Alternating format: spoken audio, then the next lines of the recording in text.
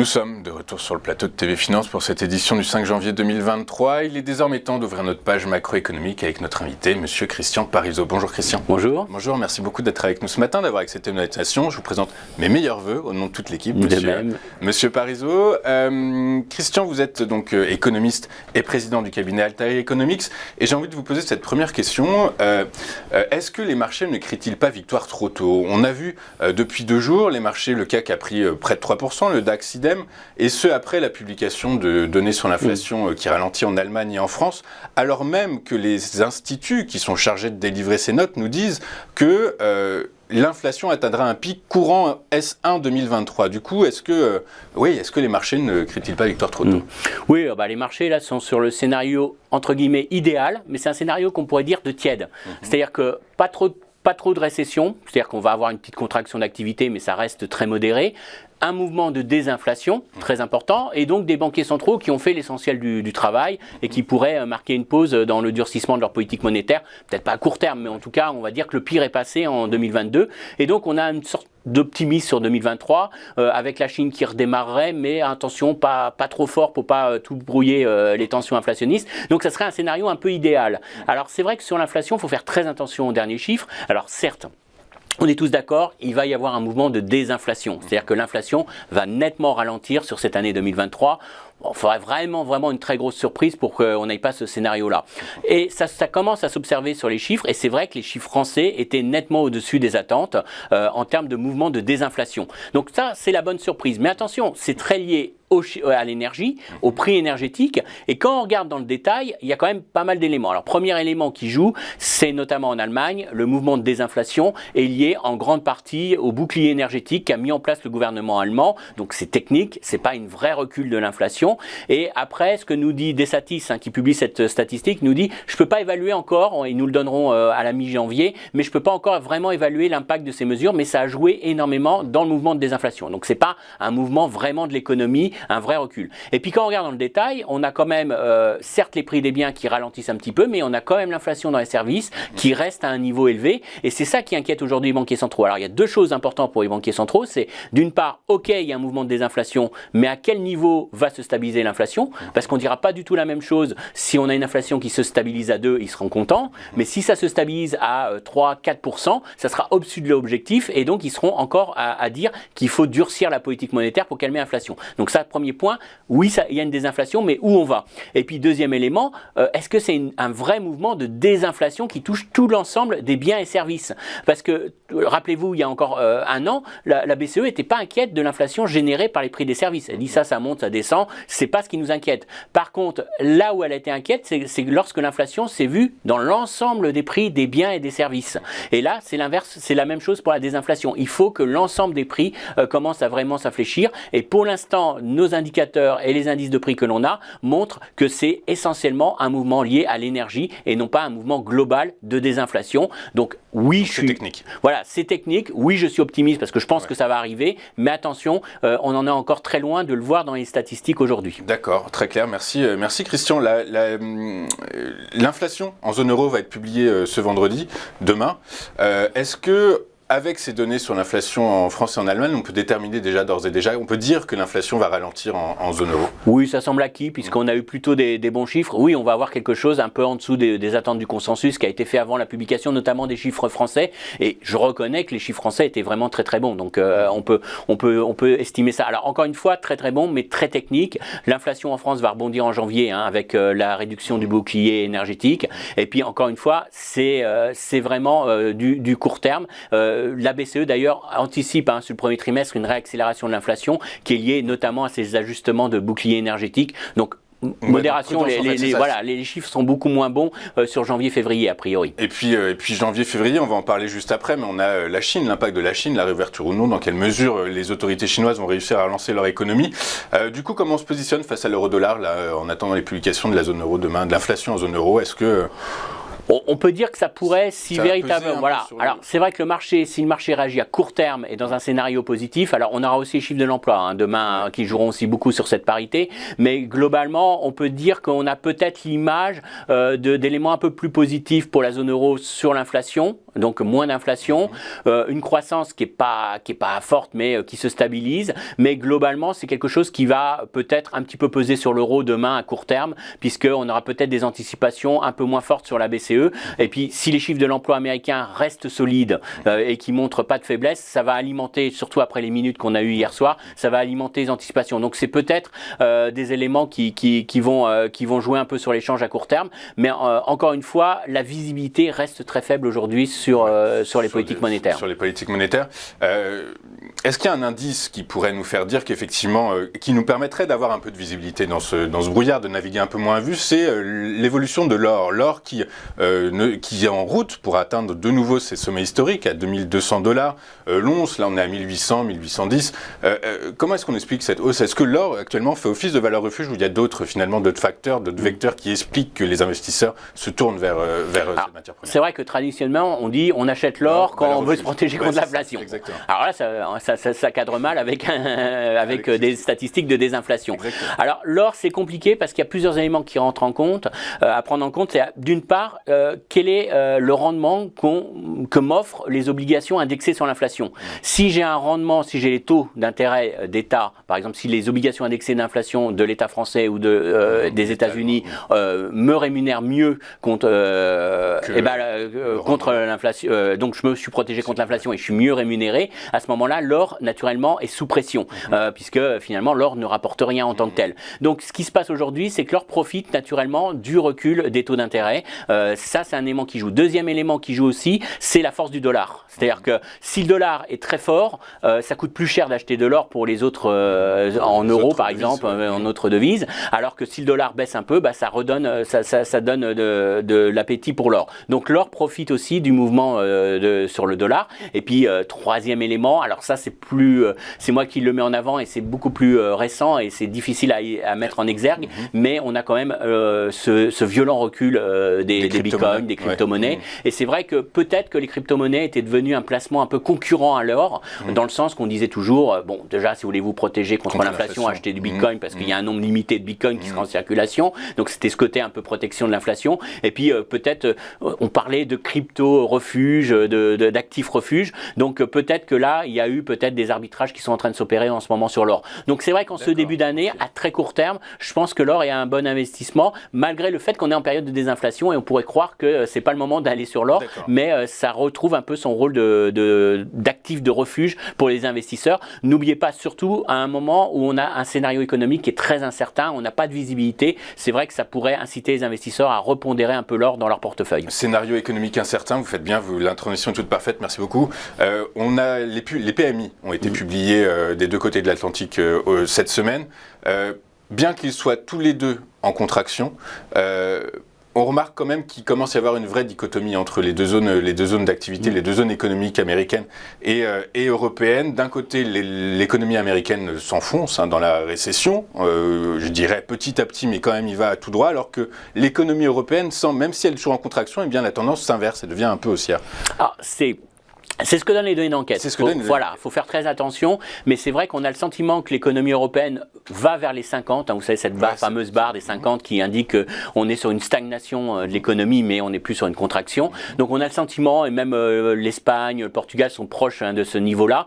Donc on a le sentiment d'une stabilisation de l'économie européenne, mais il faut voir aussi d'où on vient et il faut voir les sources d'inquiétude. On avait énormément de sources d'inquiétude en Europe qui étaient liées à des risques énergétiques, à des risques de coupure d'électricité, des risques de très forte hausse du prix du gaz et même peut-être de rationnement du gaz. Et donc, c'était des arrêts d'activité. Et vous aviez des enquêtes qui étaient très déprimées sur cette perspective d'arrêt de l'économie, notamment allemande. Et ça avait lourdement pesé dans les enquêtes. Donc, j'ai le sentiment que c'est plus un soulagement qu'on voit aujourd'hui. Un effet de rattrapage. On se dit, finalement, on n'est pas dans le pire des scénarios. Du côté des États-Unis, par contre, on commence à réellement avoir des secteurs qui commencent vraiment à être très affectés par le durcissement de la politique monétaire de la Banque centrale.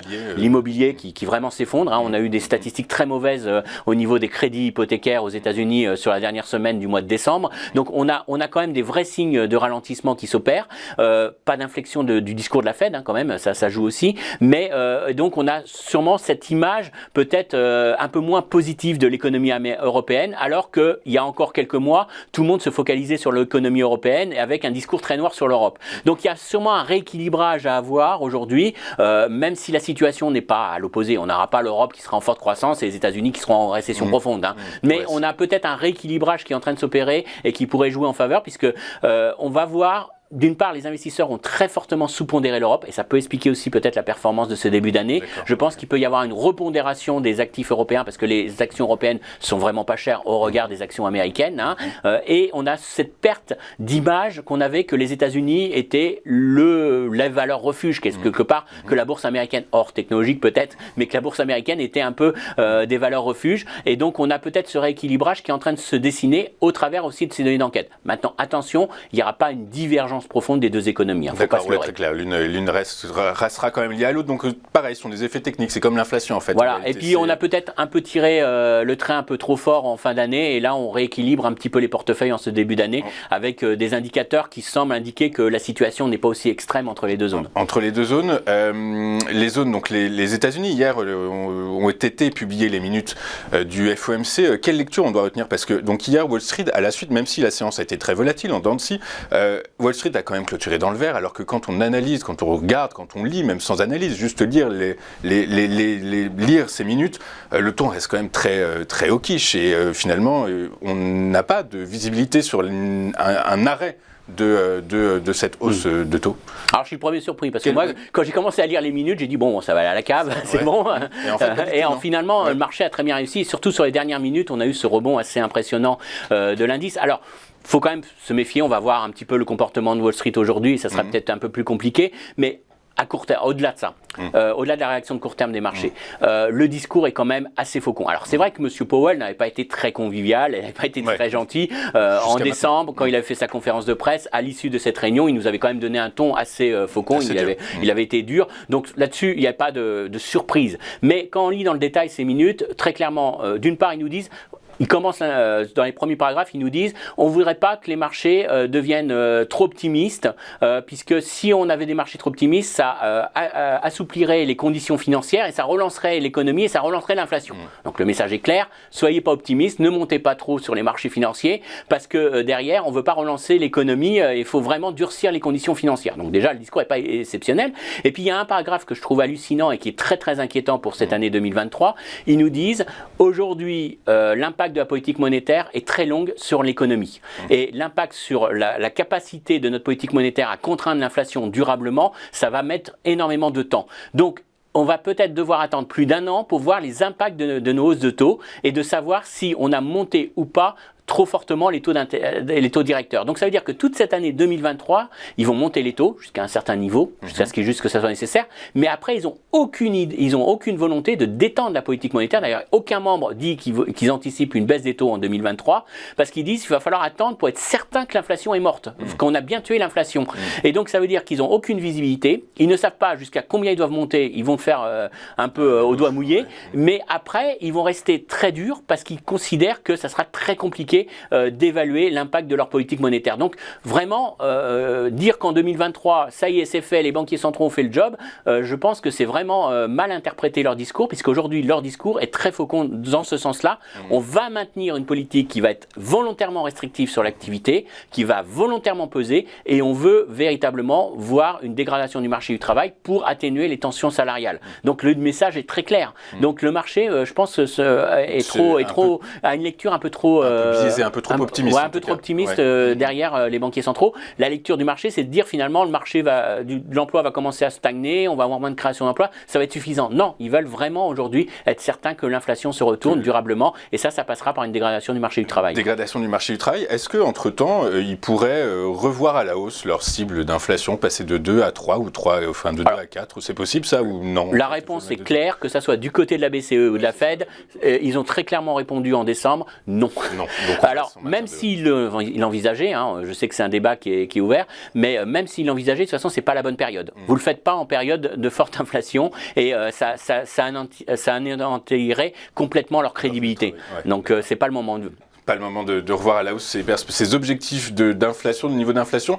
Pour 2023, Christian, quelles sont vos perspectives, mais surtout au-delà de ça, quelles sont les principales incertitudes qui pèsent sur 2023 ? En ce début d'année, la principale, et j'ai aucune visibilité, et ce qui m'inquiète le plus, c'est la Chine. Alors la Chine, on peut voir le verre à moitié plein, à moitié vide. Du côté positif, on va se dire, bon bah ça y est, ils ont enlevé les restrictions sanitaires, l'économie, maintenant l'objectif du gouvernement chinois, c'est avant tout la croissance économique plus que sauver des vies. Hein. Jusqu'à présent, c'était on sauve les vies, on sacrifie l'économie. Bon bah, on a une inversion totale, mais donc ça veut dire qu'on pourrait jouer un redémarrage très rapide de l'économie chinoise. Alors pas tout de suite, hein. Janvier sera compliqué.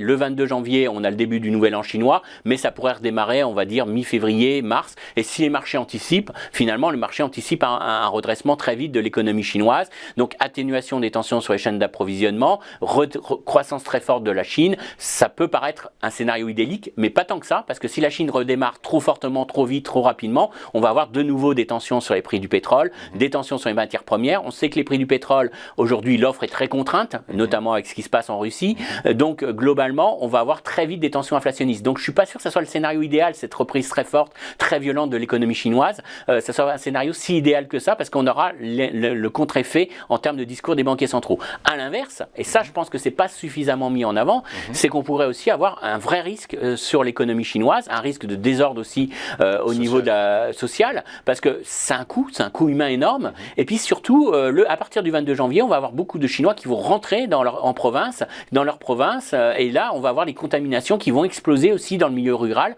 Et ça, c'est une vraie source d'instabilité sociale. Donc, le côté jouer le pic fin janvier, début février, et que tout redémarre normalement comme si rien n'était, c'est pas évident. Donc, on a aussi le scénario où finalement, contraint face à l'épidémie, puis on a ce risque de variants qui pourraient être beaucoup plus contagieux. On voit que l'OMS nous a dit hier que ce n'était pas le cas, mais on n'est pas à l'abri. Hein. Vu le nom de la population et vu comment le virus pourrait muter, on pourrait aussi avoir un variant qui soit beaucoup plus agressif et qui incite les autorités à revenir en arrière. Donc je n'ai aucune visibilité sur la Chine aujourd'hui et c'est un élément clé aujourd'hui. Le marché joue plutôt le côté vert à moitié plein, mais attention parce qu'on pourrait avoir des éléments un peu plus négatifs. Donc là, c'est vraiment la principale source d'inquiétude à très court terme sur le scénario économique qu'on peut avoir pour 2023. Inévitablement, ça va avoir des impacts, quel que soit le scénario qui sera joué, un impact sur le pétrole, sur les cours du pétrole. Là, aujourd'hui, les cours du pétrole s'effondrent parce qu'effectivement, la demande chinoise n'est toujours pas là. Quel scénario vous jouez, vous, sur le pétrole ? Le pétrole, alors, à très court terme, on va être très dépendant de cet élément Chine, de la reprise en Chine. Et puis, l'autre élément qu'on mesure mal aujourd'hui et qui va faire beaucoup de volatilité, c'est l'impact qu'ont pris l'Europe en décembre de sanctions sur le pétrole russe. On sait que la Russie ne veut pas livrer les pays qui ont mis ces sanctions, mais ça sera très difficile de rééquilibrer son commerce, vu notamment vers les pays asiatiques et notamment vers la Chine. Donc on est aussi sur une grosse incertitude du côté de l'offre. Donc autant du côté de la demande que de l'offre, on est sur l'incertitude. Donc à court terme, moi je dirais que les cours du pétrole n'ont pas de raison de beaucoup monter, ils vont être volatiles, mais on voit que d'ici février-mars, ça va être compliqué. Et là, on aura les vrais ajustements parce que si la Chine redémarre ou pas, on aura un impact. Et on verra un peu, on commencera à voir les statistiques sur l'impact des mesures européennes sur l'offre russe. Et là, on verra véritablement, on commencera à voir le marché qui va s'ajuster à ça. Donc attention, ce début d'année est loin d'être facile à anticiper. Et loin d'être facile. Donc justement, Christian, les données qui ont été publiées ce matin en Chine sur les PMI cassins dans les services, du coup, on n'y fait pas attention. C'est pour le mois de décembre, ça ne reflète pas du tout la situation aujourd'hui telle qu'elle est aujourd'hui. En fait, en été. C'est tout le problème. C'est-à-dire que là, je dirais sur décembre, janvier, les indicateurs qu'on va avoir notamment en Chine, ne font que refléter d'une part le Covid, sur décembre sur une partie des mesures très restrictives et puis en janvier on aura l'inverse, parce qu'en libérant finalement, en enlevant ces mesures sanitaires, ils ont créé véritablement une diffusion de l'épidémie qui pénalise l'économie. Il y a un changement de discours quand même. Il y a 3 mois, ils nous disaient 0 mort en Chine, là finalement ils acceptent le fait qu'ils parlent d'1 million de décès en Chine. Potentiellement d'1 million, voilà. Donc, il y a quand même, sur ce million, il y a quand même beaucoup d'ouvriers qui ne vont pas retourner dans les usines. Oui, mais c'est pas le principal impact. c'est un impact, hein, je veux bah, pas sous-estimer l'impact en termes de vie humaine, mais en termes, si je raisonne purement économiquement, hein, ça a un impact surtout à mon avis sur les populations. Est-ce que vous allez, quand vous entendez dans vos médias qu'il y a que les hôpitaux débordent, qu'il y a un problème pour soigner, bah, vous restez chez vous naturellement, sans être forcément obligé de... vous allez quand même rester dans son et vous ne pouvez pas anticiper une explosion des ventes au détail dans ces conditions-là, ou des ventes d'achat de loisirs, etc. Donc il y a quand même une contrainte d'elle-même de la population. Je ne vois pas la population aujourd'hui réagir en termes de consommation. Donc il y aura un impact économique sur janvier, mais on n'y voit pas clair. La vraie aujourd'hui, ça sera le retour des Chinois après les vacances du Nouvel An, voir véritablement s'ils reviennent dans les usines, si la Chine redémarre très vite, parce qu'on sait qu'on aura quand même, élément positif, on sait que les industriels chinois ont des stocks très très bas.